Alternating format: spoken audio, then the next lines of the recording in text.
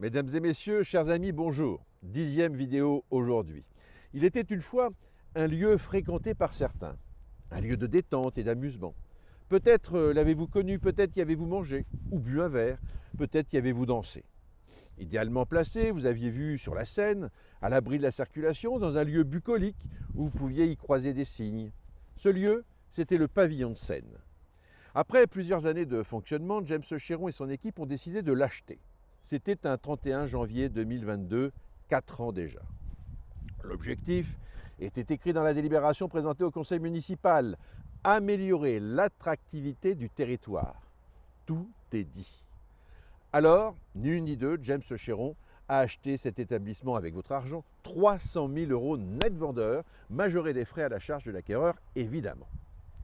L'ancien propriétaire, sans cesse contacté par des clients potentiels, se voulait rassurant et publiait sur la page du pavillon de Seine, le 15 novembre 2022, ce message enthousiaste. Le pavillon de Seine a été cédé à la mairie qui va probablement faire un restaurant de très bon niveau. Probablement. Des amis, restaurateurs et de la partie me disaient que la mairie visait un lieu de prestige, au moins une étoile Michelin. Attention, on allait voir ce qu'on allait voir. Probablement. L'eau a coulé sous les ponts de Montreux et inévitablement devant le pavillon de Seine. Enfin, l'ouverture en 2023 ? Probablement. En 2024 ? Probablement. En 2025 ? Probablement.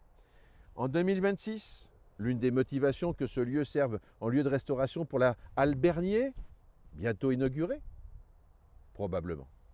À quelques jours de l'ouverture de la Halle Bernier, nouveau musée du néon et du LED qui va concurrencer le showroom des rayons luminaires des magasins de bricolage.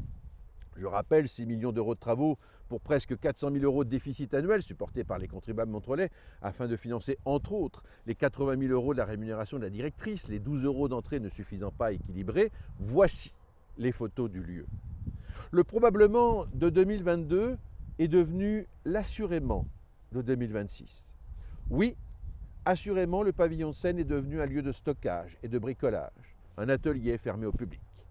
Restaurants, bars, pistes de danse, non, trop de divertissement pour mon trop.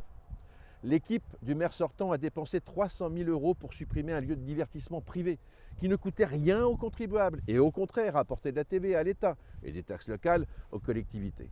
Tout cela pour en faire un lieu mort. 300 000 €. Il paraît que c'est 2 années budgétaires d'une petite commune rurale de Seine-et-Marne. Montreux mérite mieux. Les Montrolais méritent mieux. Assez de cette gabegie, de cette politique qui asphyxie notre ville et les habitants. Rejoignez la liste J'aime Montreux pour un nouvel élan. Rejoignez l'équipe d'Yves Gégaud.